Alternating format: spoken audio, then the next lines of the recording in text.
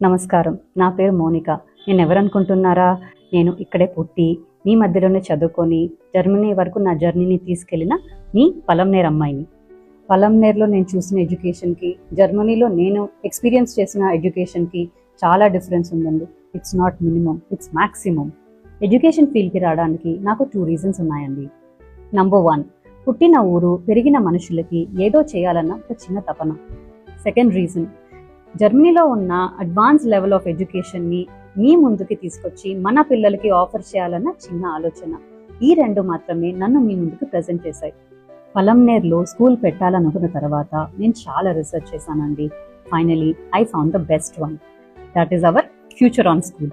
మీ పలంనేర్ అమ్మాయిగా చెప్తున్నాను, ఒకసారి మీ పిల్లల్ని ఫ్యూచర్ ఆన్ స్కూల్లో జాయిన్ చేసిన తర్వాత మీ పిల్లల బాధ్యత నాది.